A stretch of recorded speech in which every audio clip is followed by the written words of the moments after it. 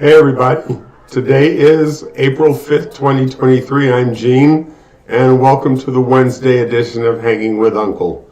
If you have not yet, please hit that subscribe button and hit that like button. It does a lot to help our channel out. And click the notification bell over there to the right so you can be notified when we put new content out there. And with that said, let's get to it. So yesterday was a very important special election in the United States in the state of Wisconsin. And in that race, it was for control of the state Supreme Court. And I paid attention to this race, and I listened to the just awful rhetoric and lies and misinformation told by Dan Kelly, the Republican in the race. And what was at stake was women's rights, gerrymandering, and the state legislature of that state.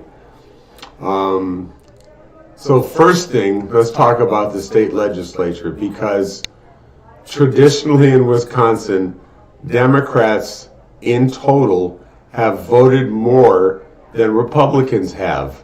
Yet, Republicans seem to always maintain control of that state house. And that's the result of gerrymandered districts. So, that's one reason that race was so important. The next, like I said, women's rights. Wisconsin has been very pro-attacking women's rights and being archaic with their laws for women's reproductive rights. And this election was very important to that because of the possibility of striking down those restrictive laws.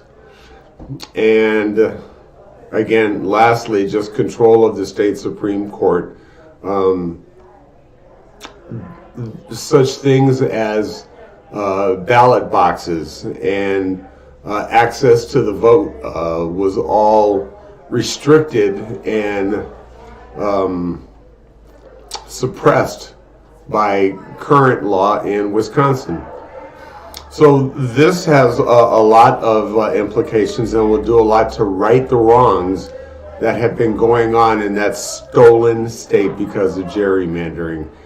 Now, I'm not trying to say that this is one-sided, because I remember when the Supreme Court of New York last year struck down the Democrats' maps that they proposed for redistricting. New York is a very heavily Democratic state, and that Supreme Court said no, because it would have totally gerrymandered New York's districts so pro for the Democrats.